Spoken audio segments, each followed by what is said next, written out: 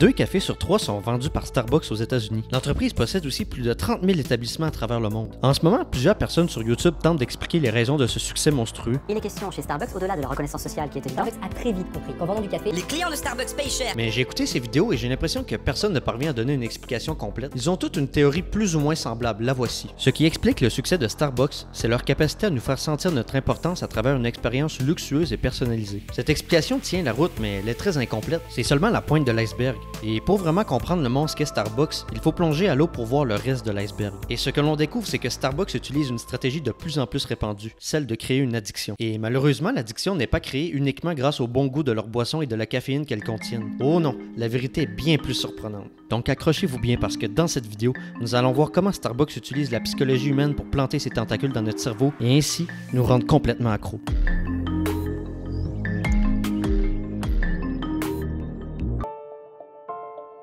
Pour comprendre Starbucks, il faut comprendre leur histoire. On va donc rapidement faire un retour en arrière. 1970. 3 amis du collège s'associent ensemble. Zev Sieg, Jerry Baldwin, Gordon Booker. En 1971, un an plus tard, le tout premier Starbucks voit le jour à Seattle aux États-Unis. Entre 1971 et 1981, les 3 amis ont ouvert 5 autres Starbucks à Seattle. Mais à l'époque, Starbucks était assez différent. Ils vendaient bien entendu des graines de café, mais aussi du thé et des épices. Mais ils ne vendaient aucune boisson prête à emporter comme on voit aujourd'hui. En fait, dans ces années-là, c'était le café instantané qui dominait le marché. Acheter du café déjà fait dans des établissements, ça faisait pas encore partie du quotidien des gens. À l'époque, l'objectif de Starbucks était donc de distribuer à ses clients des graines de café de haute qualité pour qu'ils puissent faire leur propre café à la maison. Mais un jour, un homme a révolutionné la façon de consommer du café. Cet homme s'appelle Howard Schultz. Il a rejoint la compagnie en 1982 et il ne comprenait pas pourquoi Starbucks ne vendait pas de boissons sur place. En 1983, Howard fait un voyage en Australie et il est frappé par une idée de génie. Il est inspiré par la façon dont les Italiens consomment leur expresso. Il trouve l'expérience agréable et classe. Il revient à Seattle avec l'idée de transformer Starbucks en café style italien. En 1984, l'année d'après, il teste son idée. Il transforme Starbucks en un café style italien de luxe vendant des cafés de haute qualité. C'est un succès. Starbucks a vendu son premier latte. En 1984, voyant le potentiel de Starbucks, Howard Schultz décide d'acheter l'entreprise pour 3,8 millions de dollars avec l'aide de d'autres investisseurs. Il choisit une stratégie d'expansion agressive. En 1982, Starbucks fait donc son entrée en bourse avec déjà 165 établissements ouverts. 4 années plus tard seulement, Starbucks totalise 1065 établissements incluant leurs 2 premiers à l'international au Japon et à Singapour.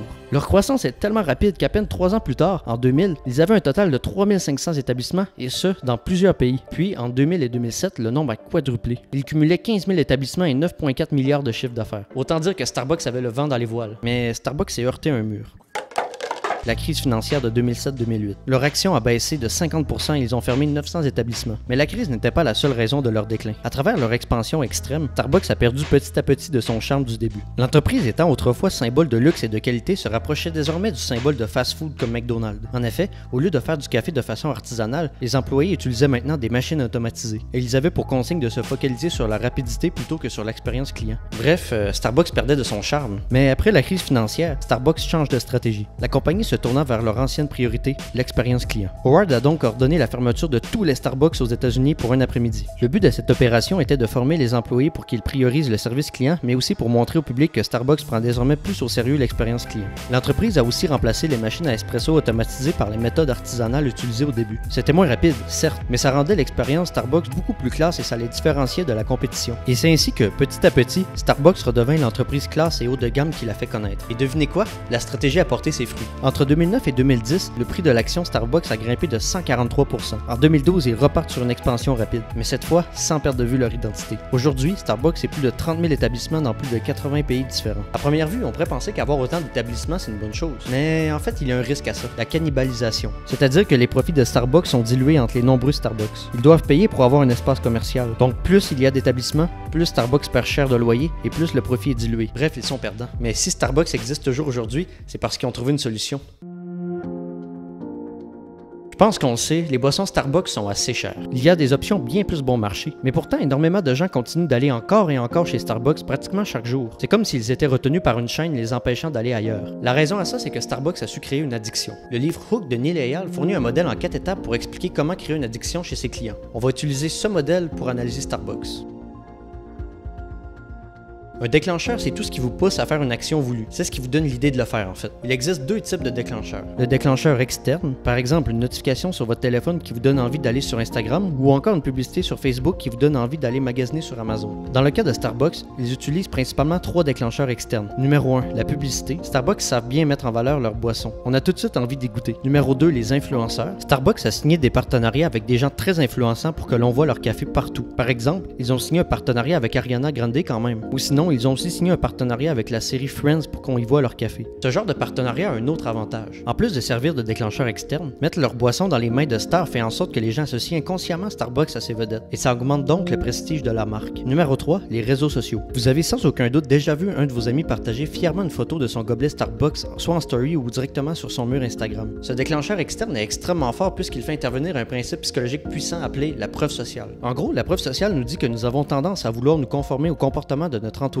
Donc, lorsqu'on voit un individu faire une action, nous serons plus enclins à la réaliser à notre tour. Si vous voulez en savoir plus sur ce principe, j'y ai dédié une vidéo entière. Vous pouvez y accéder en cliquant juste ici. On vient donc de voir que les trois déclencheurs externes de Starbucks sont la publicité, les partenariats et les clients eux-mêmes. Mais la publicité, ça coûte cher. Imaginez que Starbucks devrait payer une pub chaque fois qu'ils veulent attirer un client. Ça ne serait pas tenable. Et même chose pour les partenariats. Ils ne peuvent pas se fier sur le bon vouloir de ses clients pour partager des photos. C'est pourquoi le but des entreprises est de passer d'un déclencheur externe au deuxième type de déclencheur, le déclencheur interne. Les déclencheurs internes sont des émotions, en particulier négatives, qui vous poussent à faire une action. Par exemple, dans des files d'attente, c'est pas rare de voir quelqu'un ouvrir son téléphone et d'aller machinalement ouvrir l'application Instagram. C'est ce sentiment d'ennui qui pousse la personne à ouvrir Instagram. Voici ce que Neil Eyal, l'auteur du livre Hook, dit à ce sujet. Les émotions, en particulier négatives, sont des déclencheurs internes puissants qui influencent profondément nos routines. Les sensations d'ennui, de frustration, de confusion et d'indécision créent une légère douleur ou une irritation et déclenchent une action instantanée et souvent machinale pour faire disparaître la sensation d'ennui. Dans le cas de Starbucks, le déclencheur interne est parfait.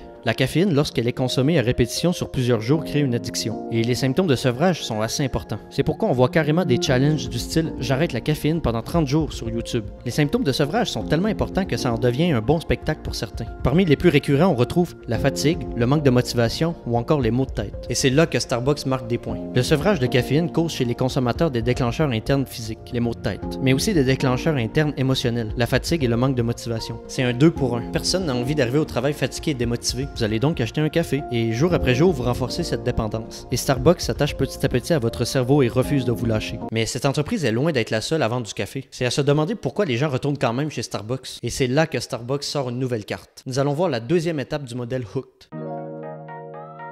Le but du déclencheur est de pousser le client à faire une action en particulier, mais ça peut pas être n'importe quel type d'action. Cette action doit répondre à certains critères. Numéro 1, il doit y avoir un déclencheur. Numéro 2, la personne doit être capable de faire l'action. Numéro 3, la personne doit avoir la motivation nécessaire. On a parlé de déclencheur dans la première partie, et on va parler de motivation tout à l'heure. Ce qui nous laisse avec le deuxième critère, la personne doit être capable de faire l'action. Brian Jeffrey Fogg, chercheur en technologie à Stanford, nous présente 6 éléments de simplicité pour rendre une action simple. Numéro 1, le temps. L'action ne doit pas être trop longue à faire. Starbucks s'assure donc de toujours être entre votre maison et votre lieu de travail pour que vous perdez le moins de temps possible à faire un détour. Ce n'est pas un hasard si Starbucks possède 30 000 établissements et qu'ils en ont même un au Pentagone. Oui, au Pentagone. Une fois arrivés sur place, les boissons chez Starbucks sont plutôt rapides à faire et à servir. Numéro 2, l'effort physique. Avec leurs très nombreux points de vente, l'effort physique pour s'y rendre est minime. Puis, étant donné qu'on fait votre café sur place, ça rend l'effort encore plus minime. Numéro 3, l'effort mental. En ayant des établissements un peu partout, l'effort mental est pratiquement nul une fois que vous connaissez l'établissement le plus près de chez vous, puis vous n'avez aucun effort mental à faire pour préparer la boisson. Numéro 4, l'acceptation sociale. Si une action est socialement mal vue, ça va être difficile de demander à vos clients de le faire. Heureusement, comme nous l'avons vu précédemment, Starbucks a réussi à transformer son logo en symbole de prestige. Et ils ont aussi réussi à rendre l'expérience en elle-même classe. Consommer des produits Starbucks est donc très bien vu socialement. Numéro 5, l'argent. L'action ne doit pas coûter trop cher. Et pour ce critère, le cas de Starbucks est très intéressant, parce que comparativement à leurs compétiteurs, ils sont plus chers. Mais Starbucks contourne ce prix en donnant l'impression à leurs consommateurs qu'ils payent le prix juste. Ils arrivent à faire ça en augmentant la valeur perçue. La valeur perçue, en gros, c'est la valeur estimée d'un produit. Starbucks augmente la valeur perçue de leurs produits grâce à, entre autres, à leur service centré sur l'expérience client. Par exemple, les employés chez Starbucks ont pour consigne de vous saluer dès que vous entrez dans l'établissement. Et s'ils écrivent votre nom sur le gobelet, ce n'est pas parce qu'ils ont peur de mélanger les commandes, sinon ils vous donneraient un numéro comme chez McDonald's. S'ils le font, c'est pour personnaliser votre expérience. Ensuite, le mobilier chez Starbucks est cosy et confortable, ce qui renforce l'aspect haut de gamme. Puis finalement, la taille des gobelets donne l'impression d'en avoir plus pour son argent, alors qu'au final, on retrouve la même quantité dans une tasse de café normale. Il y a bien sûr bien d'autres éléments qui augmentent la valeur perçue de Starbucks, Starbucks, mais nous n'allons pas toutes les décortiquer sinon cette vidéo va être bien trop longue.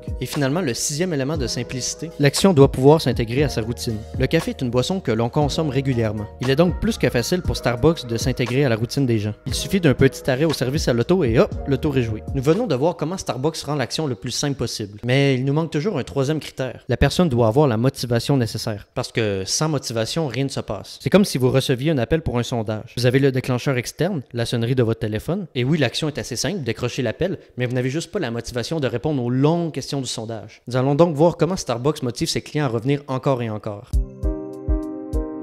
La récompense est très importante. C'est en fait la principale raison pour laquelle le client va revenir encore et encore. Et ça tombe bien parce que l'expérience Starbucks est remplie de récompenses. Par exemple, vous arrivez au Starbucks et vos amis vous attendent. Vous avez donc ici une récompense sociale qui est de passer du temps avec des proches. Ensuite, vous commandez un délicieux latte. On vous le sert dans un joli gobelet que vous trimballerez fièrement dehors et vous ferez une belle story Instagram. Deuxième récompense, encore une fois sociale, vous affichez votre statut social et chaque personne voyant votre story vous procure une petite dose de dopamine, le neurotransmetteur responsable de la sensation de récompense. Ensuite, vous prenez une gorgée de votre délicieux latte. Le sucre et le gras dans la boisson vous délivrent encore une fois une bonne dose de dopamine. Vous vous sentez bien. Mais les choses commencent à devenir vraiment intéressantes après une quinzaine de minutes. Après un petit quart d'heure, la caféine commence à faire effet. Une grosse dose de dopamine est délivrée dans votre cerveau, ainsi que du cortisol, l'hormone du stress. Vous vous sentirez donc plus alerte et vous aurez plus de plaisir à travailler. Vous serez donc très productif, ou du moins vous aurez l'impression de l'être grâce à la dopamine très présente dans votre cerveau à ce moment-là. Dans son livre Hook, Neil Rayal explique que pour rendre une récompense vraiment addictive, on doit retrouver une part de hasard. Par exemple, chez les joueurs de machine à sous, c'est le fait de ne jamais être sûr que l'on gagne qui rend les joueurs accros. Lorsqu'ils gagnent, la sensation de récompense est bien plus importante. Lorsqu'on scrolle sur Facebook, on ne sait jamais si le prochain post ou vidéo sera intéressant. Mais lorsqu'elle est intéressante, la sensation de récompense est bien plus grande. Même principe avec Tinder pour les visages. Et même chose avec les éléments de hasard dans les jeux vidéo. Pour apporter un élément de hasard à son expérience, Starbucks a eu une excellente idée.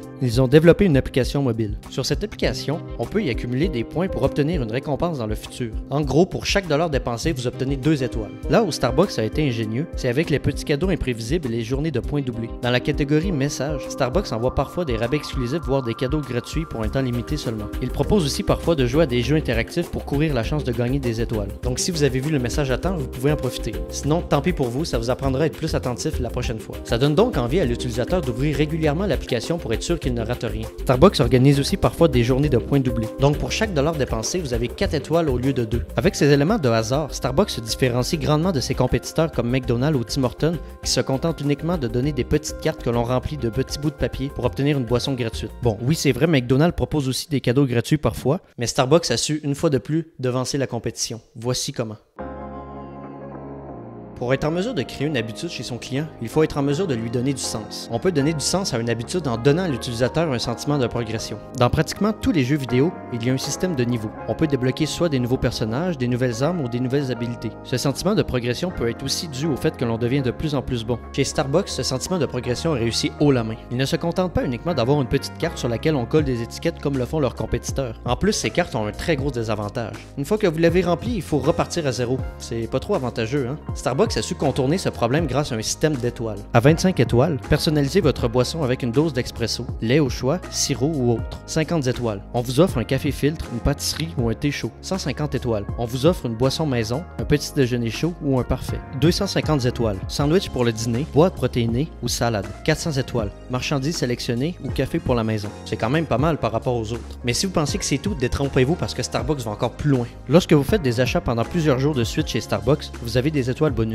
Ça me fait un peu penser au feu sur Snapchat. Ça vient donc renforcer l'habitude chez le client qui ne veut pas briser la chaîne de jours consécutifs. Et cerise sur le gâteau, pour pouvoir gagner des étoiles, il faut utiliser l'application pour payer. Et pour payer avec l'application, il faut envoyer de l'argent dessus. Jusqu'ici, rien d'ingénieux. Mais là où ça devient vraiment intéressant, c'est que l'on doit mettre un montant minimum de 10 $. Ensuite, ça monte par tranche de 5 $. Mais on ne peut pas mettre un montant précis. Ce système a 2 avantages. Le premier, c'est qu'en ayant de l'argent sur son compte Starbucks, le client ne voudra pas perdre cet argent. Et donc, au lieu d'aller chez des compétiteurs, il va aller chez Starbucks pour ne pas perdre ses fonds. Deuxième avantage, en ne pouvant pas mettre de montant exact, il restera toujours quelques cents, voire quelques dollars. Ça va donc faire en sorte que le client va rester bloqué avec 1 ou 2 $ qu'il ne pourra pas dépenser puisque les boissons sont trop chères. Il va donc remettre un petit 10 $ pour ne pas perdre son 2 $, mais chaque fois ça va être le même problème. Le client va rester bloqué dans cette boucle sans fin. C'est un peu comme quand on va dans les parcs d'attractions avec des billets. On finit toujours avec quelques billets qu'on ne peut pas utiliser parce qu'on n'en a pas assez pour faire un manège. Avec ce système, l'entreprise s'assure que les clients aient toujours la laisse Starbucks autour du cou. Et lorsque le client va trop loin, Starbucks donne un petit coup pour les ramener sur le droit chemin. Depuis le début de cette vidéo, on a beaucoup parlé des boissons Starbucks. On a aussi parlé de la nourriture, mais Starbucks vend quelque chose d'autre. Mais ce n'est pas visible à première vue. Ce n'est que lorsque lorsqu'on creuse le sujet que l'on découvre le vrai produit de Starbucks. Et non, ce n'est pas le café ni les pâtisseries. Voici ce qu'ils vendent vraiment.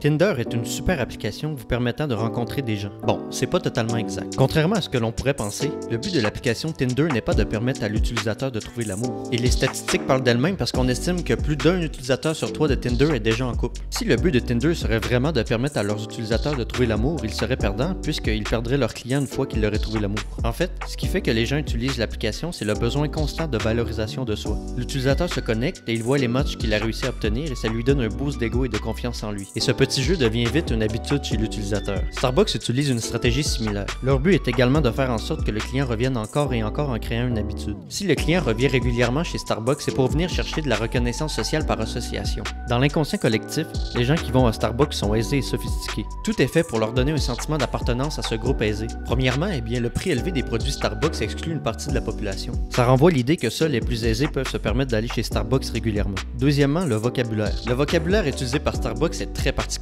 Tenez par exemple pour le choix des boissons. À la place d'utiliser petit, moyen, très grand, l'entreprise utilise les mots italiens short, tall, grande et venti. Ce lexique apporte l'idée qu'il faut être habitué d'aller chez Starbucks pour comprendre. Et ça vient donc renforcer l'idée de cercle social. Troisièmement, le gobelet. Comme nous l'avons vu, le gobelet Starbucks est un signal social fort. Il est régulièrement affiché sur les réseaux sociaux, dans les mains de vedettes et dans les films grand public. Se trimballer ou faire des stories avec permet donc au client d'afficher son statut social. Quatrièmement, l'individu est au centre de tout. Lorsqu'on va chez Starbucks, on est valorisé par le personnel bienveillant. Ça fait donc en sorte qu'on se sent rassuré à travers une expérience chaleureuse et personnalisée. Et cet aspect d'être rassuré nous apporte au dernier point que j'aimerais aborder. En plus de vendre des boissons et de l'estime de soi, Starbucks vend un besoin encore plus fondamental, un troisième lieu. Dans votre vie, vous avez un endroit pour vivre, chez vous, et vous avez aussi probablement un lieu de travail ou un lieu d'études. Un des buts de Starbucks est de devenir le troisième lieu de votre vie, un lieu entre votre domicile et votre lieu de travail et ou études. Tous les Starbucks se ressemblent pour que l'on se sente chez soi. Vous pouvez vous asseoir dans le mobilier confortable et rester travailler le temps que vous voulez sans que personne ne vous regarde de travers. C'est un lieu fait pour que vous vous sentiez dans votre zone de confort. Un lieu où ce que l'on retrouve ses repères et que l'on se sent rassuré par rapport à sa position dans la société. Un lieu où l'on vient se mêler à une clientèle qui inspire une bonne image de nous-mêmes. On a donc vu que Starbucks est parvenu à ériger un empire en créant chez leurs clients une addiction. Une addiction est composée, rappelons-le, d'un déclencheur externe suivi d'un déclencheur interne, d'une action simplifiée qui doit apporter une récompense motivante. Pour ce faire, la récompense doit avoir un élément de variabilité, de hasard, et pour compléter la boucle, le client doit pouvoir s'investir. On a ensuite vu qu'en plus de vendre des boissons et des repas, Starbucks remplit des besoins sociaux et personnels. À l'occurrence, l'estime de soi est un troisième lieu. Si je fais cette vidéo, c'est pas pour critiquer ou dénoncer Starbucks. Au contraire, je suis assez admiratif de ce qu'ils ont réussi à bâtir. Et je suis moi-même consommateur, avouons-le, assez régulier des produits Starbucks. Si je fais cette vidéo, c'est pour montrer la direction que notre mode de consommation est en train de prendre. Starbucks est juste un exemple parmi tant d'autres. Ce modèle d'addiction est de plus en plus utilisé. Est-ce bien ou est-ce mal? Chacun a son opinion. Ce que je tenais à vous montrer, c'est comment les entreprises, petit à petit, modifient notre façon de consommer, de se détendre, de faire des rencontres, bref, notre façon de vivre. Si vous êtes encore ici, j'imagine que cette vidéo vous a intéressé et c'est donc pourquoi j'ai une invitation spéciale à vous faire. Je vous propose de rejoindre ce que j'appelle mes contacts privés. C'est quoi ça? C'est un groupe de personnes à qui j'envoie à chaque matin à 7h30 un email qui leur apprend comment trouver régulièrement des nouveaux clients pour prendre sa liberté, comment utiliser la psychologie humaine pour convertir plus de prospects en clients et comment multiplier par 10 sa productivité pour accomplir plus en moins de temps. Ces emails sont envoyés une seule fois. Si ça vous intéresse de vous joindre à nous et ne plus rien rater, cliquez sur le premier lien dans la description. Si vous avez aimé cette vidéo, n'hésitez pas à laisser un commentaire. Ça va m'aider à savoir si ce genre de vidéo vous plaît ou non. Et c'est aussi très bon pour les algorithmes. Sinon, bien sûr, n'oubliez pas de la partager avec un ami qui pourrait être intéressé. Sur ce, on se dit à très bientôt pour une prochaine vidéo. C'était Dylan. Ciao!